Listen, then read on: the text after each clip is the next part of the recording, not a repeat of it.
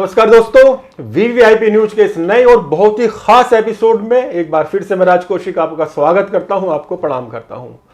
मित्रों, हम अपने नजदीक अगर दृष्टि डालें, हम और आप, तो देखते हैं कि बहुत से लोग लड़खड़ाते हुए चलते हुए दिखाई देते हैं।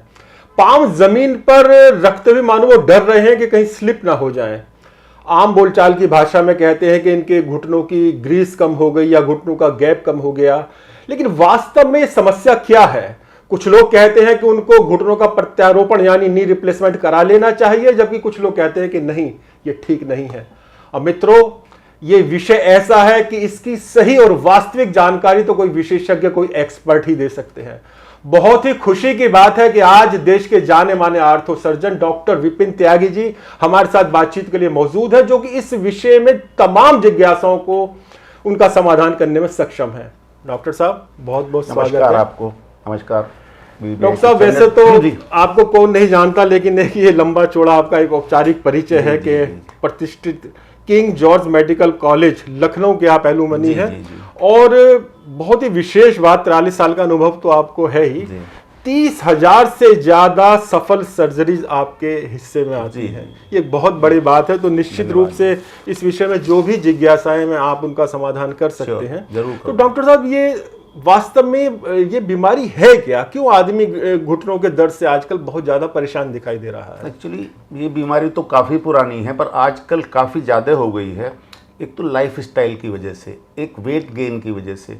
वेट गेन आजकल बहुत ज़्यादा हो गया है। अगर आप समझें, जब हम लोग पढ़ते थे यानी कि 70s में, लेट 70s में, तब अगर कोई मोटा होता था तो उसको हम लोग कहते थे ये अच्छे घर का है, खाते पीते घर का है। परंतु आजकल अगर कोई मोटा होता तो उसको इवन WHO ने भी ये कह दिया है कि ये बीमारी है। तो इसके लिए इसमें खान पान हमारा बहुत ज़्यादा है, एक्सरसाइज ना करना, इसकी वजह से ये बहुत ज़्यादा हो रही है बीमारी। डॉक्टर साहब, क्या आप बता सकते हैं किन लोगों को घुटनों की परेशानी ज्यादा होने के चांसेस रहते हैं? हाँ जी, क्या इससे बचा भी जा सकता है? बिल्कुल बचा जा सकता है। इसको अगर आप अपना वेट मैनेजमेंट रखें, वेट को कम रखें, वेट को हाइट के हिसाब से अपना उसी से कम रखें, एक्सरसाइज करें, रेगुलर एक्सरसाइज करें। एक्सरसाइज में थाई मसल्स की एक्सरसाइज बहुत ज़रूरी है, जिससे कि आप जैसे कि और लो इम्पैक्ट अगर कोई गेम खेल रहे हैं, जैसे बैडमिंटन है, टेनिस है, ये खेलें आप, स्विमिंग करें, इससे जो है बहुत कम रहता है आपको इन बीमारियों का होने का डर। डॉक्टर साहब, इसके कुछ शुरुआती लक्षण घुटनों में परेशानी के? हाँ जी, इससे जैसे शुरू में घुटनों में अकड़न होना, चलने में दर्द होना, सीढ़ी चढ़ने उतरने में परेशानी होनी, ये इसके शुरुआती लक्षण होते हैं। तो उस समय व्यक्ति को क्या करना चाहिए? और उस समय अगर पेशेंट को सबसे पहले तो एक्सरसाइज या फिजियोथेरेपी, ये सबसे अच्छा ट्रीटमेंट है। अगर आप एक्सरसाइज करें, हम भी यही बताते हैं कि सबसे पहले आप एक्सरसाइज करिए। और मेरे साथ तो ये है कि अगर कोई पेशेंट मेरे पास घुटने बदलवाने के लिए आता है तो मैं उससे कम बात करता हूँ, उसके अटेंडेंट से ज़्यादा बात करता हूँ, जो कि उस श्रेणी में आने वाला है कि भाई अब अपने घुटनों को बचाइए, जिससे आपको घुटनों के प्रत्यारोपण की ज़रूरत ना पड़े। तो सिर्फ घुटनों की एक्सरसाइज करिए, वजन मत बढ़ने दीजिए, खान पान का अपना वो रखिए, विशेष ख्याल रखिए। और उसके बाद में अगर आपको वाकई में दर्द हो गया है तो फिर दर्द की दवाइयाँ पर बहुत ज़्यादा नहीं लेनी चाहिए। दर्द की दवाइयाँ, उनसे भी आपको घुटनों के दर्द में आराम मिलता है। अच्छा डॉक्टर साहब, जैसे मैंने बताया, आम भाषा में तो कहते हैं ग्रीस कम हो गई, लिक्विड होता है वो कम हो गया। आप मेडिकल पॉइंट ऑफ व्यू से वो क्या चीज है, ये परेशानी आखिर है क्या घुटनों? ये एक्चुअली घुटनों में क्या होता है कि अगर मैं आपको एक घुटना दिखाऊं तो इस घुटने में जो है, ये घुटना है का एक वो है मॉडल है, तो इसमें ये तो हड्डी होती है। हड्डी के ऊपर जैसे आपके मोबाइल फोन के ऊपर एक वो होती है ना, स्क्रीन होती है, ऐसे ही एक कार्टिलेज होता है जो कि प्रोटेक्टिव लेयर होती है आपकी। जो ये बीच में होता है, ऊपर होता नहीं, ये यहाँ इसके ऊपर हड्डी के ऊपर ही होता है, बीच में मेनिस्कस होता है, अलग चीज है। तो ये चीज घिसना शुरू हो जाती है आपकी। यूजली ज्यादातर नेचुरली अगर होता है तो 60-65 साल के बाद में होती है, पर अगर पहले हो जाती है तो इसको हम बीमारी के रूप में मान लेते हैं। तो ये घिसना शुरू होती है। ये एक्सरसाइज ना करने से, वजन ज़्यादा होने से, इनसे ये काम शुरू हो जाता है, और इसी को हम लोग फिर ऑस्टियोआर्थराइटिस बोलते हैं अपनी लैंग्वेज में। अच्छा डॉक्टर साहब, अगर बात करें इसके उपचार की, इलाज की, तो क्या ऑपरेशन ही एक इलाज है जिसे कहते हैं घुटना बदलवा लेना? नहीं, बिल्कुल नहीं। इसके मैं बिल्कुल अगेंस्ट हूँ। मैं बिलीव करता हूँ प्रिवेंशन में, और ऑपरेशन तो सबसे बाद की चीज़ है। ऑपरेशन के लिए अगर आपके जोड़ बिल्कुल ही खराब हो गए हैं, आपको दर्द, चलने में बहुत ज़्यादा दर्द हो गया है, दवाइयों से नहीं ठीक हो पा रहे, तब ऑपरेशन है। इससे पहले जो है आपको सबसे पहले फिजियोथेरेपी, दूसरे नंबर पे आपको कुछ दवाइयाँ, पेन किलर बहुत ज़्यादा लेनी चाहिए, और फिर कुछ मेडिसिन आई हैं जॉइंट में जो कि हम डाल देते हैं, उनको बोलते हैं हम लोग हाइड्रोक्लोरिक एसिड। वो जो इंजेक्शन की बात होती है, इंजेक्शन होते हैं, वो लुब्रिकेंट के इंजेक्शन होते हैं, उनसे भी फायदा होता है इन लोगों में। पर जब उनसे फायदा ना हो तब आपको जॉइंट रिप्लेसमेंट कराने में कोई परेशानी नहीं होनी चाहिए। डॉक्टर साहब, इसका इंजेक्शन का असर कितने दिन, कितने महीने रहता है? इंजेक्शन का असर जो मैं बताता हूँ लोगों को, 90% लोगों में करीब 1.5 से 2 साल के लिए होता है। अगर आपने अच्छी कंपनी के इंजेक्शन लगवाए उसको रिपीट भी कर सकते हैं? उसको आप रिपीट भी कर सकते हैं। अच्छा डॉक्टर साहब, ये पीआरपी सुना जाता है, ये क्या है? ये बहुत अच्छा सवाल किया आपने। आजकल बहुत सारी चीज़ें आ गई है, पीआरपी आ गया है, ग्रोथ फैक्टर्स आ गए हैं, तो इनको भी मिक्स कर। पीआरपी क्या होता है कि आपके ब्लड से ही कुछ जो है ऊपर की लेयर प्लेटलेट सेल्स होती है, प्लेटलेट कंसंट्रेट होता है, उसको जॉइंट के अंदर डालते हैं, तो उससे ये होता है कि कार्टिलेज की रीग्रोथ होने के चांसेस रहते हैं। आजकल रिसेंटली एक यूएस में अभी एक हुआ है, एक उन्होंने और एक स्टैनफोर्ड यूनिवर्सिटी ने एक और नया टैबलेट की वो की उन्होंने, कि उसके खाने से भी आपको ये जॉइंट में जॉइंट ठीक हो सकते हैं आपके। लेकिन अभी वो मार्केट में नहीं है, अभी तो जर्मन्स ने भी किया है, पर अभी ऐसा कुछ है नहीं। अच्छा डॉक्टर साहब, जब कोई पेशेंट दर्द के साथ आता है, लड़खड़ाता हुआ आता है, तो आप कैसे तय करते हैं कि मैं इसको फिलहाल कुछ दवाओं पे रखूं या इसको मुझे को ये रिप्लेसमेंट करना ही है? ये 2 चीज़ों पे डिपेंड करता है। एक तो पेशेंट के सिम्टम्स पे, ज़्यादातर सिम्टम्स पे डिपेंड करता है, और दूसरा उसके एक्सरे पे।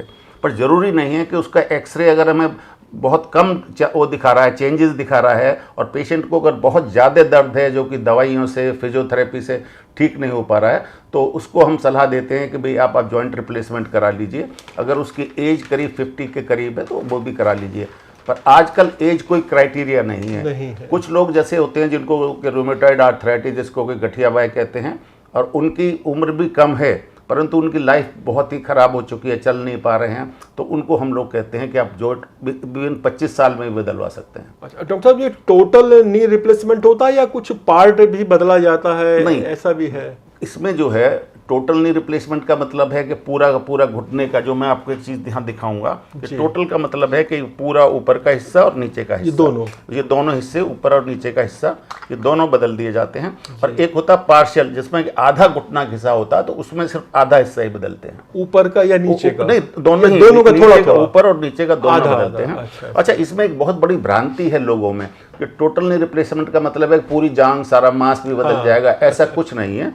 सिर्फ हम हड्डी को इस तरह से तराश के उसके ऊपर नीचे वाली और ऊपर वाली जो खराब हड्डी है, उसके बाद में इसको इस तरह से इसके ऊपर मेटल का पार्ट लगाते हैं, जो कि डिफरेंट मेटल होता है, और नीचे एक इस तरह से ये लगा देते हैं दूसरा मेटल, और उसके ऊपर जो है हम लोग एक जो है ये स्पेशल टाइप की प्लास्टिक होती है, जो डिसाइड करती है लाइफ का, जोड़ की लाइफ कितनी होती है। इसको यहाँ लगाते हैं और उसके बाद में जोड़ को इस तरह, ये जोड़ आपका ठीक हो गया। तो इस तरह ये जोड़ होता है। ये बहुत बड़ी भ्रांति है कि पूरा जोड़ हमारी मांसपेशियां काट दी जाएंगी, ऐसा कुछ नहीं होता। डॉक्टर साहब, अगर कोई नी रिप्लेसमेंट कराता है तो क्या एक बार कराने के बाद फिर बेफिक्री? जी बिल्कुल। अगर देखिए, इसमें 2-3 फैक्टर बहुत काम के हैं कि आपने किस एज में कराया, आपकी क्या स्टेज है, और आपने कितनी फिजियोथेरेपी की है, तो इसका बहुत बड़ा फ़र्क पड़ता है। अगर आपने बहुत अच्छी तरह से, आपका घुटना सही टाइम पे हुआ है और आपने फिजियोथेरेपी की है, तो आपके घुटने के 20 से 25 साल चलने में कोई प्रॉब्लम नहीं है। प्रॉब्लम तभी आती है, मैं इसकी एक एग्जांपल देता हूं लोगों को बहुत, कि हमारे माननीय प्रधानमंत्री अटल बिहारी वाजपेयी जी ने अपने घुटने बदलवाए थे, पर लोग उसी के बाद में ये कहने लगे, सर कि घुटने बदलने से तो जो है, अब घुटने तो बदल गए उनके, पर वो चले नहीं। प्रॉब्लम क्या रही कि उन्होंने बाद में उनकी फिजियोथेरेपी, उनके मांसपेशियों में ताकत नहीं थी, इसकी वजह से वो नहीं चल पाए। और आजकल भी जो काफ़ी लोग जो ये कहते हैं कि जी हमने घुटने बदलवा लिए, ठीक नहीं चल रही, उसमें यही है कि उनकी फिजियोथेरेपी नहीं हो रही है ठीक से। डॉक्टर साहब, ऐसा तो बहुत लोग कहते हैं, और उस वजह से जिसको करवाना चाहिए वो अपना मन नहीं बना पाता। बिल्कुल सही आपने कहा। ज़्यादातर पेशेंट जो हमारे पास आते हैं, आप समझ लीजिए कि 90% पेशेंट, 10% वो आते हैं जी हमारे, आप जो है आप देखिए डॉक्टर साहब घुटने बदल सकते हैं, हम कहते हैं हाँ बदल सकते हैं, वो कह रहे हैं ठीक है डॉक्टर साहब तैयारी करिए।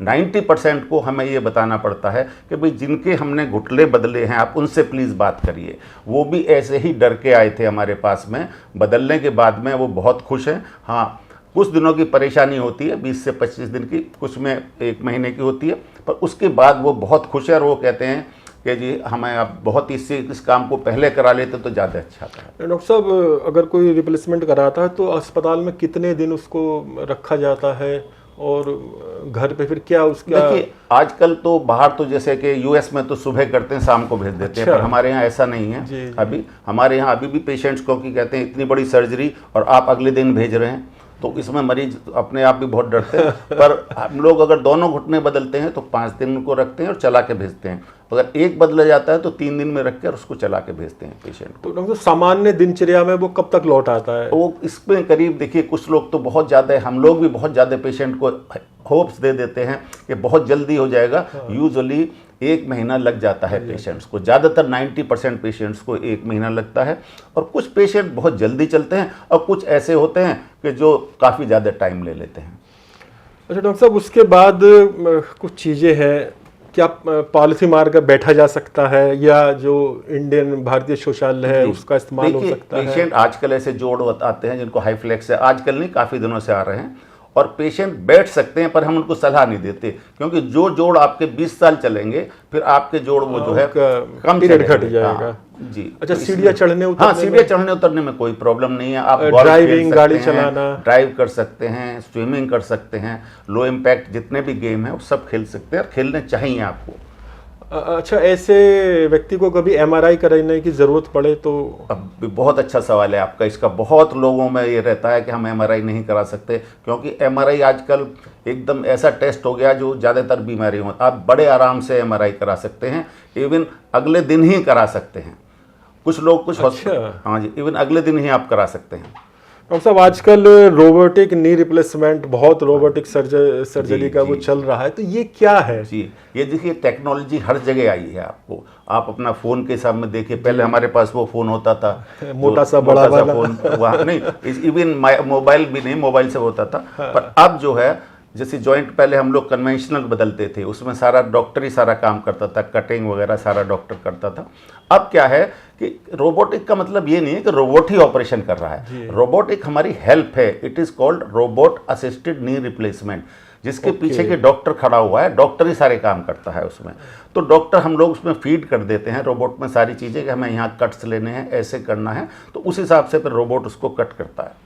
और ये कितने % एक्यूरेट रहता है? ये हाँ, इसमें सटीकता बहुत रहती है। रोबोट इसलिए आया कि इससे जॉइंट रिप्लेसमेंट में जो हम जो फिक्स करते हैं चीज़ें, इसमें सटीक बहुत रहता है। कट्स जो होते हैं, जो मैं आपको यहाँ दिखाऊं, तो ये जो कट्स हैं, ये जो रोबोट जो कट करेगा, हम लोग करते हैं थोड़ा बहुत 1-2 एंगल का इधर हो सकता है, रोबोट बिल्कुल उसी तरह से जहाँ है वहीं कट करेगा। तो उससे जो है काफ़ी सटीक रहती है और पेशेंट्स के रिजल्ट्स भी काफ़ी अच्छे रहते हैं। दूसरा, इसमें ब्लीडिंग कम होती है, क्योंकि जब हम लोग मैनुअली करते हैं तो उसमें हमें इस कैनाल के अंदर एक होल बनाना पड़ता है जिससे ब्लीड होती रहती है, उसमें हमें ये करने की जरूरत नहीं पड़ती। यानी थोड़ा बेहतर है जी, डेफिनेटली बेहतर है, डेफिनेटली बेहतर है। और एक चीज़ और बताऊँ मैं आपको यहाँ पे कि रोबोट की ज़रूरत क्यों पड़ी। हम लोग जब पहले करते थे, अब से 2000 ये समझ लीजिएगा 12 तक रोबोट का कोई खास रोल नहीं था। तो जब हम लोग पहले करते थे तो उसमें 20% पेशेंट अनसेटिस्फाइड रहते थे हमेशा। फिर हम लोगों ने सोचा क्यों अनसेटिस्फाइड है, कि 20% में कुछ तो ये समझिएगा कि वो इसलिए अनसेटिस्फाइड थे, 1-2% जिनके की नेचर ही रहती है कि कुछ भी कर दो, उनको कुछ भी दे दो, वो सेटिस्फाइड रहेंगे। परंतु फिर और ज़्यादा डिटेल में गए तो देखा कि हर आदमी के घुटने सीधे नहीं होते, जन्म से ही सीधे नहीं होते। कुछ के बाहर की तरफ होते हैं, कुछ के अंदर की तरफ होते हैं, और ये लोग करीब 70% लोग ऐसे होते हैं। तो हम लोगों ने, ठीक है, जब हम लोग कन्वेंशनल करते थे तो उसमें बिल्कुल सीधे घुटने कर देते थे। जैसे कोई चीज़ अगर बिल्कुल आपकी ये है बिल्कुल ऐसे टेढ़ी, तो हमने उसको सीधा कर दिया, तो उसकी मांसपेशियाँ डिसबैलेंस रहती थी, जिसकी वजह से वो खुश नहीं रहता था, पेशेंट हमेशा डिससेटिस्फाइड रहता था। तो रोबोट से क्या करते हैं, पहले ही डिसाइड कर लेते हैं कि इस पेशेंट में हमें कितने एंगल का डेविएशन देना है, कितना एंगल अंदर, कितना एंगल बाहर, तो उससे उसका अलाइनमेंट बिल्कुल सही आता है। इसमें हमारे बहुत सारे नाम हैं, जैसे कि इसका हमने नाम दिया है ये आपका क्या बोलते हैं, पर्सनल अलाइनमेंट है, काइनेमेटिक अलाइनमेंट है, फंक्शनल अलाइनमेंट है, ये सारी चीज़ें हैं। अच्छा डॉक्टर साहब, जैसे 30,000 से ज़्यादा सर्जरी आप कुल मिलाकर कर चुके हैं, तो रोबोटिक सर्जरी लगभग रोबोटिक सर्जरी अभी तक हमारे यहाँ रोबोट अभी आया है बहुत दिनों से, पर अच्छी बात है यशोदा अस्पताल में, पर अच्छी बात ये है कि रोबोट भी, जैसे आपके आईफोन हर बार नए आते हैं, तो ये रोबोट जो हम लोगों ने खरीदा है बिल्कुल लेटेस्ट रोबोट है। इसमें टाइम भी कम लगता है और भी बहुत सारी चीज़ें हैं जो और रोबोट से बेटर है। और अभी तक मैंने करीब 100+ सर्जरी की है। जी, मेरे ख्याल से 2 साल से शुरू हुआ है ये? नहीं, यहाँ 2 साल से नहीं, तो अभी आया है, कुछ दिनों पहले आया जी। अच्छा डॉक्टर, दोनों सर्जरी के खर्चे में कुछ अंतर है? जी, रोबोटिक्स में करीब ये समझ लीजिएगा 60 से 70 हज़ार रुपये का ज़्यादा आता है दोनों घुटनों में। दोनों घुटनों में कुछ हॉस्पिटल इससे ज़्यादा भी ले रहे हैं। अच्छा, तो मतलब ये टोटल खर्चा? नहीं, टोटल खर्चा आप ये मान के चलिए जॉइंट का, उसका खर्चा करीब ये 5 लाख के करीब होता है। 5 लाख दोनों का जी, जो कि बाहर से बहुत कम है। अगर आप बाहर कराएंगे तो ये आपको 50 लाख से ज़्यादा का होता है। डॉक्टर साहब, ये नी इम्प्लांट ये क्या चीज़ होती है, किस पदार्थ से बनता है, मटेरियल क्या होता है? मटेरियल इसमें क्रोम कोबाल्ट होता है। बेसिकली क्रोम कोबाल्ट होता है, जो कि बहुत ही अच्छा होता है, ह्यूमन कॉम्पेटेबल होता है ये, जो कि आप बोन से भी वो होता है, तो बोन से जुड़ जाता है बहुत जल्दी। और जो बीच में होता है, जो ये चीज़ है, जो आपकी ये जो होती है हाईली क्रॉस लिंक पॉलीएथिलीन होती है, ये वाली चीज़, यही बहुत इंपॉर्टेंट चीज़ होती है, जो कि इसी पे सारे मूवमेंट होते हैं, तो ये घिसती नहीं है। अच्छा, इसकी भी क्वालिटी में फर्क होता है, अलग अलग उसी हिसाब से उसी हिसाब से कीमत होती है। डॉक्टर साहब, आजकल बहुत से लोगों को शुगर भी रहती है, बीपी भी रहता है, कुछ हार्ट पेशेंट भी संख्या बढ़ी रही है, या कोई भी बीमारी हो सकती है, मोटापा का आपने जिक्र किया, तो क्या इस श्रेणी के मरीज भी घुटना आराम से बदलवा सकते हैं? बिल्कुल बदलवा सकते हैं, परंतु उसमें हम लोगों को केयरफुल रहना होता है। और कई बार हम लोगों को भी ये कहना पड़ता है पेशेंट को कि आपका घुटना अभी नहीं बदलेंगे, पहले आप अपनी शुगर का लेवल कम करें। इसमें एक शुगर होती है HB1AC, जो कि 3 महीने की शुगर होती है, एवरेज शुगर होती है, तो हम कहते हैं इसको कम से कम 8.17 मिलीग्राम से इससे कम लेके आए अपने। हाँ, तब हम आपका घुटना बदलने के लिए तैयार होंगे, तभी बदलवाना चाहिए। वेट का भी यही रहता है कि अगर आपका वेट जो है बहुत ज़्यादा है, मान लो 100 किलो से ज़्यादा है, तो थोड़ा सा हम केयरफुल रहते हैं उसमें, क्योंकि इसकी रिकवरी में थोड़ा ज़्यादा टाइम लगेगा। हार्ट डिजीज़ में फिर कोशिश ये करते हैं कि हार्ट डिजीज़ है, पहले क्लियरेंस लेते हैं हम सब डॉक्टर से, जो हार्ट के डॉक्टर हैं वो, और अगर जो है उनको हार्ट डिजीज़ ऐसी है तो फिर उसको जो है हम 1 बाय 1 करके बदलते हैं। ये नहीं कि दोनों घुटने एक साथ बदलें, कोशिश यही करते हैं कि एक करके दोनों घुटने। डॉक्टर साहब, मैं इसी सवाल पर आ रहा था, बहुत से लोग कहते हैं एक एक करके घुटने का ऑपरेशन कराना चाहिए, कुछ कहते हैं, और देखा जा रहा है आजकल एक साथ ही करा लेते हैं, तो क्या ठीक है? हाँ, नहीं, इसमें पेशेंट के ऊपर डिपेंड करता है, डॉक्टर के ऊपर डिपेंड करता है। अभी मेरे कुछ पेशेंट ऐसे थे जिन्होंने कहा नहीं सर हमें डर लगता है, पहले एक ही घुटना बदलो।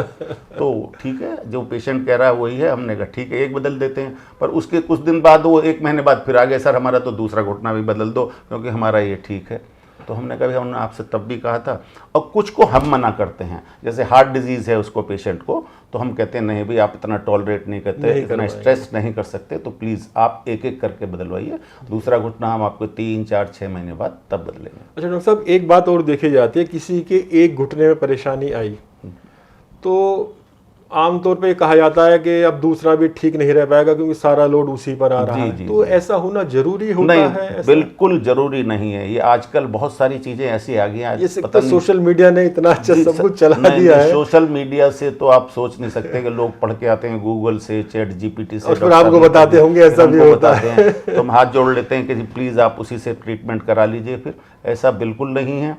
इसमें जो है अगर आपका एक घुटना खराब है तो कई बार एक ही बदल कर, मेरे पास कुछ पेशेंट हैं जिसको 10-10 साल उनके दूसरे घुटने बड़े आराम से चले हैं, कोई प्रॉब्लम नहीं है। प्रॉब्लम यहाँ आई डोंट नो ग्रीड आ गई है लोगों में या मार्केटिंग गिमिक है, ये कुछ ना कुछ ऐसा तो है। अच्छा डॉक्टर साहब, अभी तक हमने सब इसके पक्ष में ही बात की, लेकिन जाहिर है कि कुछ जटिलताएं भी होती होंगी, कुछ परेशानियां 200%। तो हम चाहते हैं वो भी आप थोड़ा बेबाक तरीके से वो जरूर बतानी चाहिए कि इसके बाद में क्या परेशानी हो सकती है, क्या नहीं हो सकती हैं। और कुछ लोगों को जो होती है प्रॉब्लम, आप ये समझ लीजिए best of the best operation theatres, मैंने तो US में भी काम किया है, और डॉक्टर चित्तरंजन नारायणवत जिन्होंने कि इनके घुटने बदले थे, अटल बिहारी वाजपेयी जी के घुटने, उनके साथ भी मैंने काम किया है। अच्छा। तो वहाँ भी उस हॉस्पिटल में, हॉस्पिटल फॉर स्पेशल सर्जरी है वो मैनहट्टन में, तो वहाँ भी 1% चांसेस होते हैं घुटनों में इन्फेक्शन के। अच्छा। और इन्फेक्शन बहुत ही ड्रेडेड कॉम्प्लिकेशन है। अगर किसी के घुटने में इन्फेक्शन हो जाता है, ठीक है आजकल सारे उसके इलाज हैं, सारी चीज़ें हैं उसके लिए, लेकिन पर परेशानी फिर तो भी परेशानी बहुत होती है। और ये परेशानी खाली पेशेंट को ही नहीं होती, डॉक्टर को भी रहती है। अगर आपके किसी पेशेंट में इन्फेक्शन हो जाए तो डॉक्टर भी बहुत परेशान हो जाता है। परंतु आजकल इसके कुछ इलाज हैं, रिवीजन सर्जरी हो रही हैं आजकल काफ़ी। अच्छा। जो अगर कोई घुटने किसी के जल्दी ख़राब हो जाते हैं तो दूसरी सर्जरी भी इसमें की जा सकती है। दूसरा इसका कॉम्प्लिकेशन होता है, जो कि मैं कहता हूँ ज़्यादातर इसमें सर्जन का भी रोल है। पेशेंट इसमें घुटना जो है वो स्टिफ हो जाता है, यानी जितना पेशेंट सोचता है कि मेरा पूरा घुटना मुड़ेगा, पूरा सीधा होगा, वो नहीं हो पा रहा उसका घुटना। तो उसमें फिजियोथेरेपी का बहुत बड़ा रोल है। तो ये चीज़ें हैं इसके लिए। बाकी और कोई आमतौर पे फिजियोथेरेपी बाद वाली वो कितने समय, एक एवरेज अगर हम निकाले में इतने दिन तो होनी ही चाहिए? जी, कम से कम 1 महीने तो करनी चाहिए, पेशेंट को करनी चाहिए। बाकी पेशेंट के ऊपर डिपेंड करता है। कोई पेशेंट जैसे बच्चे हैं, कोई 1 घंटे पढ़ के पास हो जाता है, कोई 10 दिन नहीं महीनों लगा रहता है। तो मैंने अपने पेशेंट को देखा, आप बिलीव नहीं करेंगे, कुछ पेशेंट ऐसे होते हैं। अभी भी पिछले हफ्ते एक पेशेंट लेडी आई, 15 दिन बाद चल के आ रही थी। मैंने कहा बताओ, मैं एक्चुअली भूल जाता हूँ कई बार पेशेंट्स का।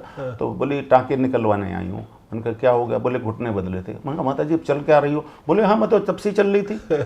तो और कुछ ऐसे आते हैं व्हील चेयर पे। अच्छा, वो आपने किया था? हाँ जी, मैं नहीं किया था, तो क्योंकि बहुत हो रहे हैं ऑपरेशन, तो इसलिए याद भी नहीं रहता मरीज क्या है। तो आई वाज शॉक्ड कि माता जी। एक और आए थे ECHS के मिलिट्री वाले थे, वो तो मैंने कहा आप कैसे आए?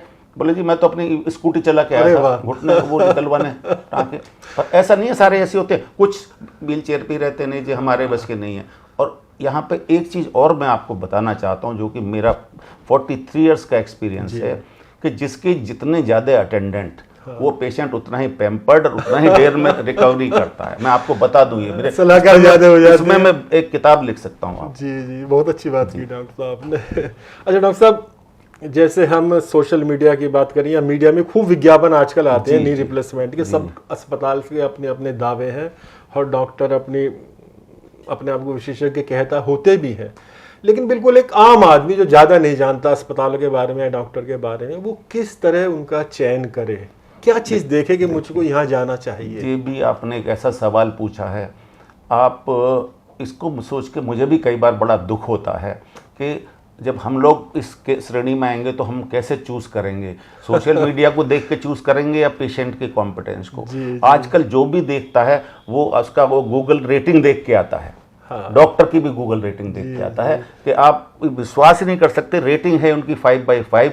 पर आप जब देखोगे, हमें पता है अंदर कि यार इसने तो कुछ किया ही नहीं है, इसने तो आज ये थोड़ा सा ये एक्सपीरियंस करके। बाकी क्या होता है, मुझे कहना नहीं चाहिए पर मैं कह रहा हूँ कि कंपनी वाले आते हैं और वो अपना करा के चले जाते हैं। उनको कोई डॉक्टर्स को इतना कोई एक्सपीरियंस नहीं, शुरुआत करते हैं। कोई अभी उससे पूछो कब पास किया है, कि जी 4 साल पहले कब पास किया है, इतना। उसका कोई मरीज को कोई मतलब ही नहीं है, बस खाली उनका ये देखा कि इसने जो है डॉक्टर ने किस तरह की मीठी मीठी बातें की इस पे बहुत ज़्यादा होता है, प्रभाव में आ जाता है। प्रभाव बहुत बड़ी चीज़ है आजकल, बहुत बड़ी चीज़ है। इसको तो बड़ा डर लगता है कि कैसे आप चूज़ करेंगे कौन सी चीज़, कौन सा डॉक्टर अच्छा है, कौन सा अस्पताल अच्छा है, कहाँ क्या है। थोड़ा हिस्ट्री भी देखनी चाहिए। एडवर्टीजमेंट जो है वो तो है, देखिए मैं आपको मार्केटिंग का ज़माना है। मार्केटिंग का ज़माना है। जब हम लोग पढ़ते थे तो हिप्पोक्रेटिक ओथ होती थी कि marketing should never be done in case of doctors, और आजकल it should always be done in case of doctors.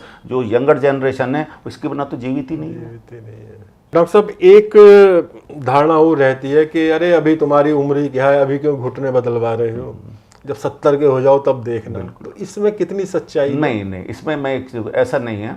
इसमें तो कुछ लोग कहते हैं अगर आपको परेशानी है, देखिए ये घुटने परेशानी देखें, उम्र ना घुटने बदले, इसमें उम्र का कोई सवाल नहीं है। लोगों के 20 साल 25 साल में अगर आपके घुटने खराब हो रहे हैं, एक्सरे में लग रहा है कि घुटने बिल्कुल खराब हैं, दर्द बहुत ज़्यादा है, जो दवाई हैं थोड़ी दवाइयाँ से लेने से आपका नहीं ठीक हो पा रहा है ये, और इवन इंजेक्शन लगवाए तब भी ठीक नहीं होगा, जोड़ बदलवाने में कोई नुकसान नहीं है, आपकी लाइफ क्वालिटी बहुत अच्छी हो जाती है, बजाय आप उसमें परेशान चलें पूरे दिनों तक। मैं इसमें विश्वास नहीं करता।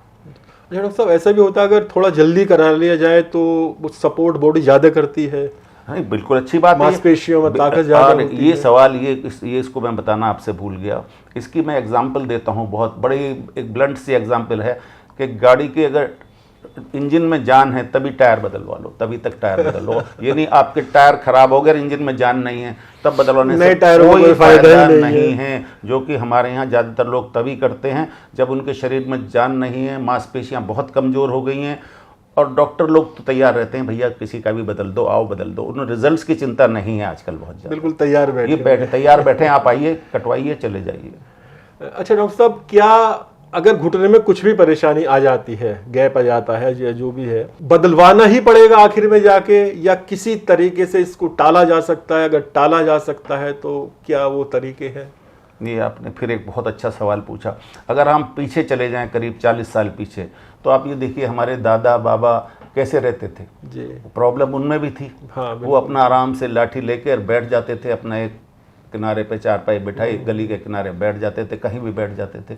तो अभी भी इलाज अवेलेबल है आपको, और अगर आप इसको करा सकते हैं तो इससे बढ़िया कोई चीज़ ही नहीं है। अगर आपके वो घिस गए हैं, जोड़ घिस गए हैं, तो या तो आपको बैठना पड़ेगा, या चल पाएंगे तो बहुत दर्द के साथ चलेंगे। तो ये चीज़ ऑप्शन आपके पास में।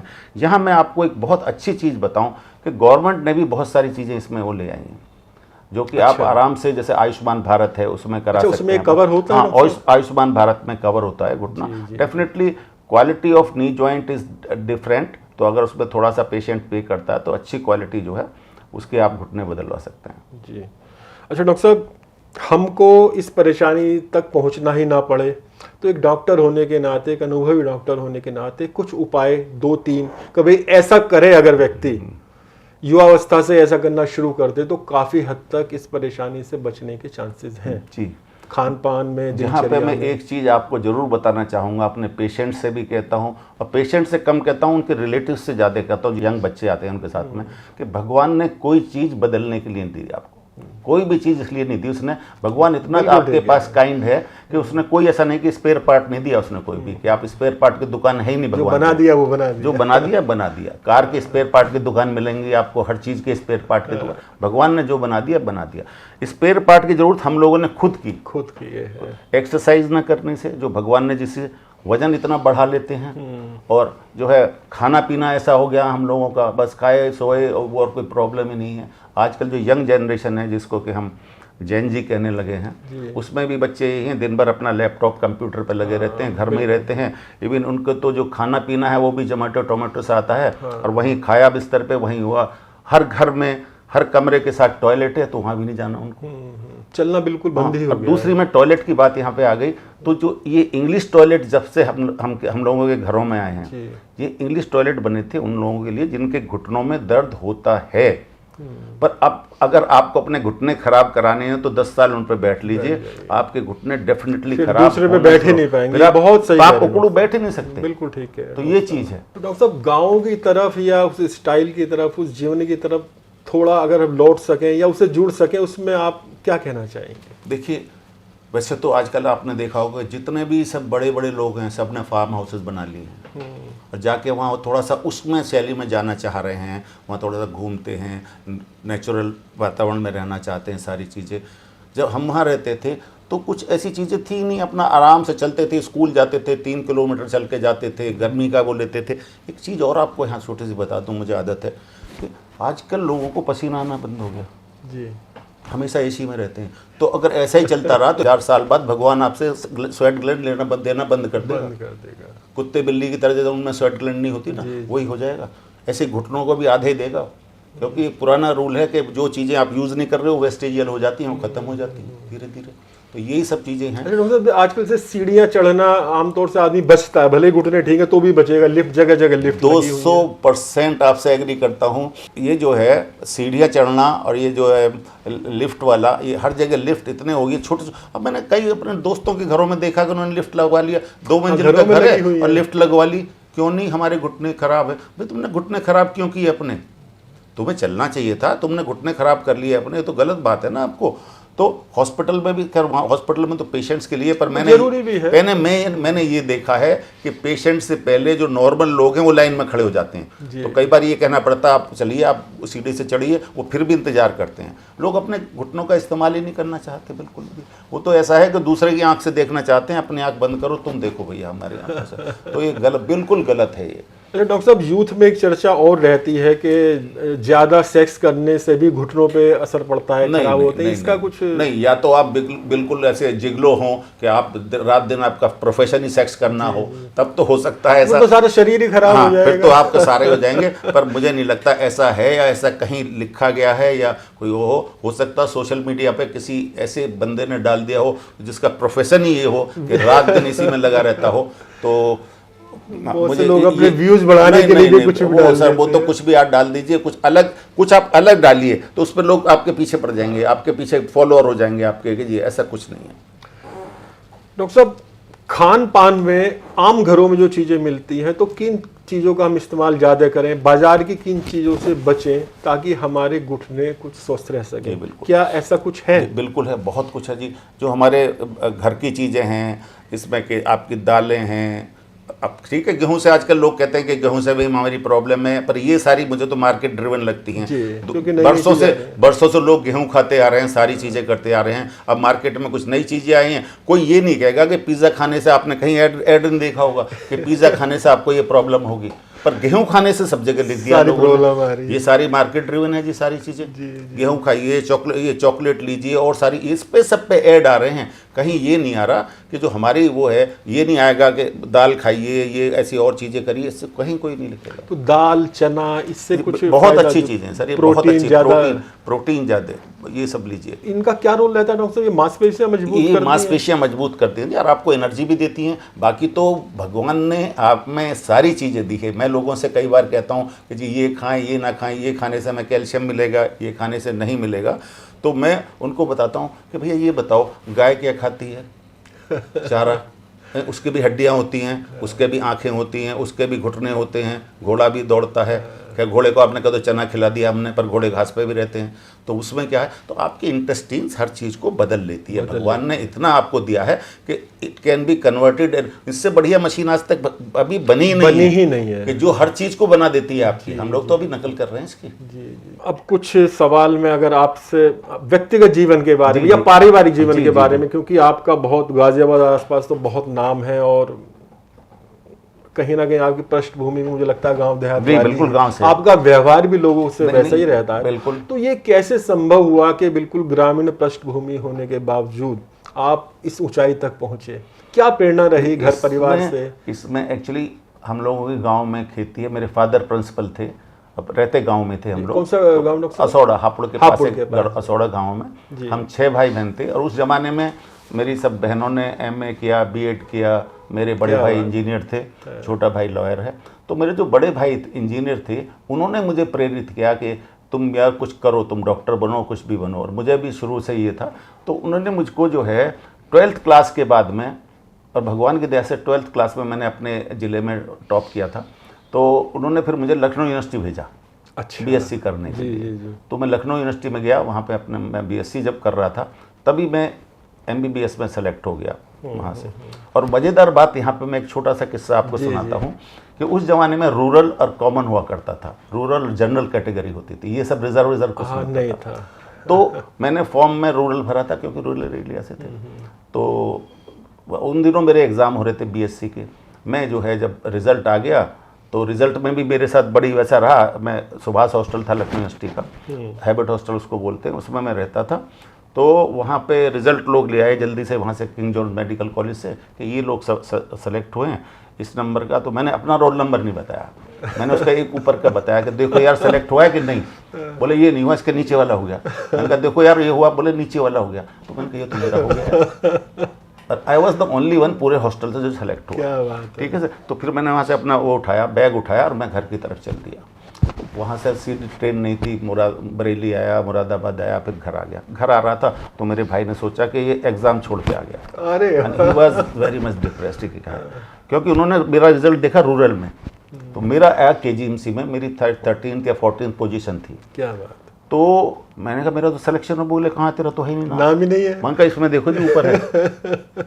तो ये एक बड़ी इंसिडेंस हुई। और उसके बाद में तो फिर मुझे ना एक बहुत अच्छा शौक, किंग जॉर्ज मेडिकल, मुझे बहुत अच्छा शौक रहा पढ़ने का।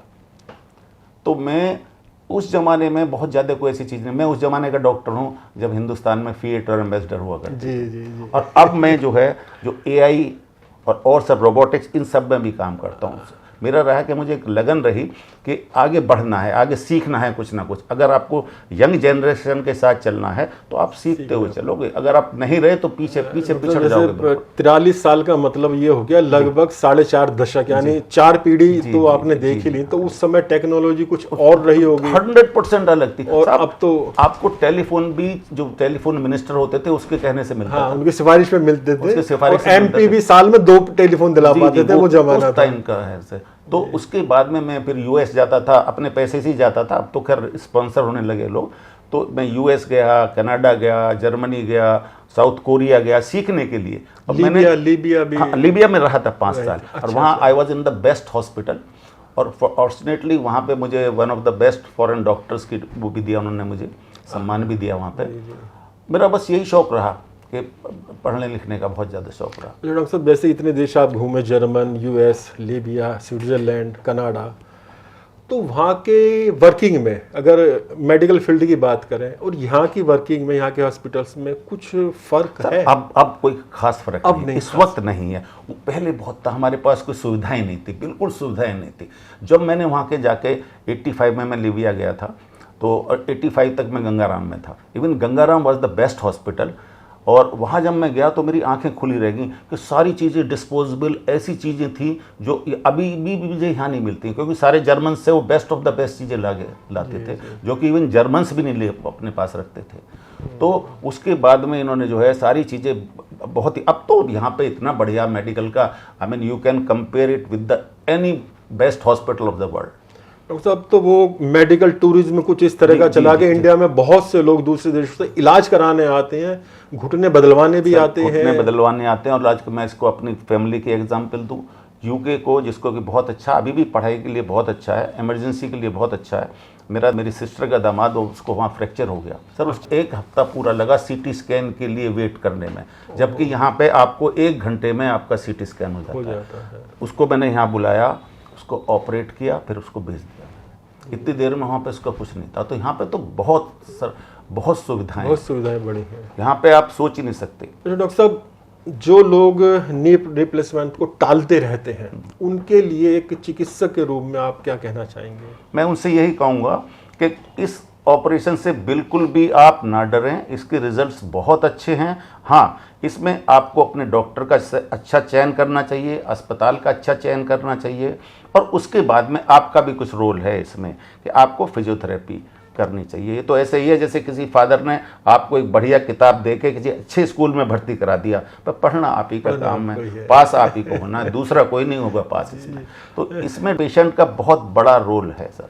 अच्छा डॉक्टर साहब, ये बीमारी क्या पारंपरिक भी है कि फादर को है तो बेटे को भी होगी, ऐसा भी नहीं? कोई ऐसा कोई जरूरी नहीं है, पर ऐसा कई बार देखा जाता होता है कि फादर बहुत हेल्दी है तो फैमिली वाले बच्चे सोचते हैं कि अगर हम हेल्दी हैं तो ये कोई बीमारी नहीं है, अगर बहुत वो हैं, पर वो पतले हो सकते हैं अगर वो थोड़ा सा एक्सरसाइज वगैरह। तो डॉक्टर साहब, पतले लोगों को ये बीमारी होने के चांसेस कम है? नहीं, ऐसा कुछ नहीं है, ऐसा कुछ नहीं है। उनको भी होती है पतले लोग, पर कम होती है, परसेंटेज बहुत कम है। अच्छा, कुछ ऐसा भी कहा जाता है डॉक्टर साहब कि अगर 1 किलो वेट हम कम कर लेते हैं तो घुटने पे 2.5 किलो कम हो जाता है, 2.5 किलो लोड कम आता है जी। हाँ बिल्कुल। अच्छा। ये है जी इसमें। क्योंकि मैं अभी देख रहा था, सोशल मीडिया पे ही देख रहा था, लेकिन उसमें कभी कभी अच्छी चीजें भी आ जाती हैं। आप जैसे डॉक्टर नहीं, सोशल मीडिया पे बहुत सारी अच्छी चीजें हैं, पर ये ना हर तरह के लोग हैं, अपने अपने तरीके से डालते हैं। अब आप अगर ये टॉयलेट के बारे में देखें तो मैं अभी कुछ दिन पहले पढ़ रहा था कि नहीं, ये इंडियन टॉयलेट ये बहुत खराब हैं और इसकी वजह से ये भी कहा जाता है। बिल्कुल, मैं इसके बिल्कुल विपरीत। मैं भाई साहब आपको यहाँ पे एक चीज दिखाता हूँ। ये हमारा घुटना, भगवान ने कोई भी चीज बनाई है आपको पूरे उपयोग के लिए बनाई है। आंखें बनाई है, ये नहीं कि एक आंख देखो और एक से बंद कर लो, 1 से 6 महीने संभाल के रखे और 1 से दूसरे, बिल्कुल नहीं। आपका घुटना बनाया भगवान ने इसलिए कि इतना मोड़ना चाहिए, ठीक है जी। ये जब हम बैठते हैं टॉयलेट में तो ऐसे बैठते हैं, या इंडियन, हम कितने पुरानी संस्कृति है हमारी, ऐसे ही बैठते थे हम लोग नीचे बैठ के। अब क्या बैठते हैं हम, इतना बैठते हैं सर, ये बैठते हैं। दूसरे पीछे का जो हिस्सा है ये तो टच में आ नहीं रहा है। और जॉइंट में जब तक प्रेशर नहीं आएगा इसको न्यूट्रिशन नहीं मिलता है जॉइंट के अंदर। ये जो कार्टिलेज है इसमें ब्लड सप्लाई नहीं होती है, ये सिर्फ एक साइनोवियल फ्लूइड होता है जो कि अंदर जाता है, जो उसको हेल्दी रखता है। और मैं इसकी जो यानी उस तरह से बैठना एक तरह की एक्सरसाइज है जो हम बहुत पहले बड़ी करते रहे। मैं अभी भी बच्चों से कहता हूं जो आते हैं अपने माँ बाप के साथ में कि बेटा इंग्लिश टॉयलेट यूज कर रहे हो, प्लीज एक काम कर लिया करो, शाम को आधा घंटे उकड़ू बैठ लिया करो, बस इतना कर लिया करो घर में, तो आपको अपना फादर नहीं बनना पड़ेगा, जोड़ बदलने की जरूरत आपको नहीं पड़ेगी। और इसकी मैं जो क्रूड एग्जाम्पल देता हूँ वो ये देता हूँ कि आपके घर में 4 कमरे हैं, बिल्कुल नया घर बनाया है, 2 कमरे बंद कर दिए आपने के बाद में यूज करेंगे बच्चे की शादी के बाद, और 2 को इस्तेमाल कर रहे हो, तो जब वो बच्चे की शादी हो गई वो कमरे में दीमक लगी मिलेगी और ये ठीक मिलेंगे आप। बहुत सही। तो ये चीज़ जो है बहुत जरूरी है। मैं कोशिश करता हूं कि prevention is better than this, कि भाई हमें जो है इसमें जॉइंट रिप्लेसमेंट करें या और भी कोई चीज़ करें, और लोग एक्सरसाइज करें, रेगुलर एक्सरसाइज करिए, दौड़िए, भागिए। पहले हम लोगों के जीवन में यही था, सारे काम करते थे, साइकिलिंग का कोई साइकिलिंग बहुत अच्छी है जी। अच्छा, साइकिलिंग बहुत अच्छी एक्सरसाइज है। परेशानी होने के बाद भी हम परेशानी होने के बाद में हाँ बिल्कुल हम कहते हैं कि साइकिलिंग करिए, उससे आपकी एक्सरसाइज मजबूत रहे। अच्छा, एक धारणा ये भी है डॉक्टर साहब के पैदल चलने पे ज्यादा लोड रहता है घुटनों पे, तो पैदल नहीं चलना चाहिए। आपके जोड़ भगवान ने, वो तो यही बात है कि देखने से ज्यादा आंखों पर जोर पड़ता है तो देखना कम कर दो, कम कर दीजिए। सुनने से ज्यादा होता है तो पैदल चलना चाहिए, बिल्कुल चलना चाहिए। और आजकल प्रॉब्लम क्या है कि सुजुकी अरे मोटरसाइकिल तो 60-70 हज़ार में मिलने लगी है, तो लोग घर से निकलते ही बच्चे जो है वो करते हैं। मुझे चिंता इस जनरेशन की नहीं है, जो हमारी जनरेशन है, चिंता जो आने वाली जनरेशन में, उसके 50 साल में उनका क्या होगा, उनका क्या होगा, ये सोचने वाली बात है। अच्छा डॉक्टर साहब, जैसे ग्रामीण पृष्ठभूमि के आप रहे, वो पूरा जीवन आपने देखा। मैं तो कोई आता है उनको बताता हूं कि उन्होंने वो नहीं देखा, मैंने तो जून के महीने में चादर पानी में भिगोई और उसके जो वो देखा नीम के पेड़ के नीचे। और आप इधर अब एनसीआर में रह रहे हैं और विदेशों में भी आप अमेरिका तक में गए हैं, तो क्या हमारी दिनचर्या जीवन शैली जो गाँव से हम थोड़ा सा लगटे विमुख हुए, वो भी कहीं ना कहीं बहुत पीछे कारण इसका थोड़ा हम उस तरफ लौटे, तो किस तरह लौटे डॉक्टर साहब, उसमें थोड़ा विस्तार से नहीं, बिल्कुल लौटे। हम जो है ज़्यादातर अपनी विलासिता, ये अपना लेजीनेस, उसकी वजह से। कल ही मैं एक साहब से बात कर रहा था कि यार मैंने पिछले 2 साल से बारिश नहीं देखी। कल ही ज़्यादा बारिश हुई डॉक्टर साहब, बता रहा हूँ मैं आपको। डॉक्टर साहब, आजकल एक शब्द बहुत सुनने में आ रहा है, गोल्ड नी, सोने के घुटने। क्या ये कुछ है वास्तव में? सोने के होते हैं, ज्यादा अच्छे होते हैं या होते ही नहीं? नहीं, एक्चुअली गोल्ड, इनका कलर गोल्ड के कलर जैसा होता है, पर गोल्ड के घुटने नहीं होते हैं। गोल्ड का तो अगर घुटना होगा तो आप सोचोगे घुटना 1-1.5 करोड़ का हो जाएगा, तो ऐसा कुछ नहीं है। पर लोगों में एक भ्रांति है कि गोल्ड के नहीं है और इससे हम डलवाएंगे तो बहुत अच्छा रहेगा। और कई कुछ बार डॉक्टर भी जो है कोशिश करते हैं कि हाँ भी चलो गोल्ड नहीं, इनको मरीज बता के थोड़ा सा अपने आप को थोड़ा बेचने की कोशिश करते हैं। ऐसा कुछ नहीं। हाँ, इसका एक उपयोग है कि अगर किसी को एलर्जी है मेटल से, जो कि बहुत कम लोगों को होती है, 1 in 1000, तो उसमें इसका रोल है थोड़ा सा, अदरवाइज कोई रोल नहीं है। सिर्फ पेशेंट अट्रैक्शन के लिए है कि हमारा गोल्ड नहीं है। तो डॉक्टर साहब, आखिर में कोई भी संदेश आप घुटनों की बीमारी समस्या समाधान से रिलेटेड जो भी हमारे दर्शकों को देना चाहते हैं, जो भी उनसे कहना चाहते हैं? मैं सबसे हाथ जोड़ के यही कहना चाहता हूँ। मैं ये नहीं चाहता कि आप डॉक्टर्स के लिए बहुत ज़्यादा मरीज लेके आएँ या कुछ ऐसा करें। स्वस्थ रहिए। इस स्वस्थ रहने में मैं थोड़ा सा मोदी भक्त हूँ, तो मैं ये नहीं खाली मोदी जी की जिम्मेवारी है कि स्वस्थ इंडिया और जो है अच्छे रहो, खेलो, सब कुछ आपको, सबको खेलना चाहिए, अच्छा खाना चाहिए और खूब जितने भी एक्सरसाइज करते हैं एक्सरसाइज करनी चाहिए। और इस विषय से जिससे घुटने की आज बात हो रही है, इसके लिए आपको थाई एक्सरसाइज करिए, अपनी जांघ की मसल्स को मजबूत रखिए। ये सबसे ज़्यादा अच्छी चीज़ है, आप इसको करिएगा। और इसको करने में कोई मेहनत नहीं लगती। अगर आपको कहीं लिफ्ट मिल रही है तो लिफ्ट से मत जाइए, चाहे आपको 8वीं मंजिल जाना हो तो आप सीढ़ियों से जाइए। आपका हार्ट भी बढ़िया रहेगा और आपका वो भी अच्छा रहेगा, जो मांसपेशियाँ भी। और हमारे यहाँ तो मैं एक टेस्ट भी करता हूँ, जैसे हमारा हॉस्पिटल में 3री मंजिल पे ऑपरेशन थिएटर है, तो अगर कोई मरीज 3री मंजिल जो है चढ़ के चला गया तो मैं इससे कहता हूँ इसके हार्ट के ऑपरेशन, उसकी ज़रूरत नहीं है, टेस्ट की ज़रूरत नहीं है। ये फिट है, हिज हार्ट इज़ फिट इस काम के लिए, चाहे आपकी मशीन कुछ भी बता रही हो। क्योंकि मशीनें, इस पर बहुत आजकल डिस्कशन है कि मशीन रिपोर्ट कुछ है, एक इसमें भी यहाँ मैं जोड़ देता हूँ, जैसे मेरी आदत है कि मर्डर हुआ पड़ा हुआ है, रिपोर्ट आ गई कि ये मर्डर हुआ है, ये मर्डर इसने किया, पता किसी और ने किया है, जो वहीं खड़ा हुआ है साथ में, नाम किसी दूसरे का आ गया। तो यही रिपोर्ट्स पे कभी ब्लाइंडली ट्रस्ट नहीं करना चाहिए। हमेशा मरीज को देखो, मरीज को देख के तब रिपोर्ट्स से वो करो। जैसा कि एक्सरे में भी होता है, कई बार मरीज एक्सरे लेके आता है, हम कहते हैं एकदम टूट पड़ते, अरे यार इसको तो जॉइंट रिप्लेसमेंट होना चाहिए। वो कहता मेरे तो इस घुटने में दर्द ही नहीं है, दूसरे में दर्द है। तो वो हमें सिखाता है कि ज़रूरी नहीं है कि ये सारी चीज़ें जो है आपको कोरिलेट करें एक दूसरे से। तो डॉक्टर को अपना दिमाग ज़रूर लगाना चाहिए, जो कि आजकल हम लोगों ने कम कर दिया है। हम लोग हो गए हैं नो टच टेक्निक वाले डॉक्टर। पहले डॉक्टर जाता था, मरीज का हाथ पकड़ता था, हम लोगों को भी ये सिखाया गया था, उससे 4 बात करता था, अब गया कहे हो क्या हो कैसे हो क्या हो, बस ठीक है, ये चीज़ है। तो ये चीज़ें थोड़ा सा हम लोगों को कम करनी पड़ेंगी। हम डॉक्टर्स को भी अपने में सुधार लाना बहुत ज़रूरी है। तो मित्रों, डॉक्टर्स को भी अपने आप में सुधार लाना बहुत ज़रूरी है। डॉक्टर विपिन त्यागी ने खुद डॉक्टर होते हुए ऐसी बात कही है जो हम जैसे लोगों के दिमाग में ये रहती है कि डॉक्टर्स अपना दिमाग आजकल बहुत कम लगाते हैं, केवल मशीनों और रिपोर्ट पर ज़्यादा चलते हैं। दूसरी तरफ जो मरीज है वो और उसके आसपास के लोग बीमारियों पर इतना दिमाग लगाते हैं कि कई बार उनको डॉक्टर तक जाने से भी रोकते हैं।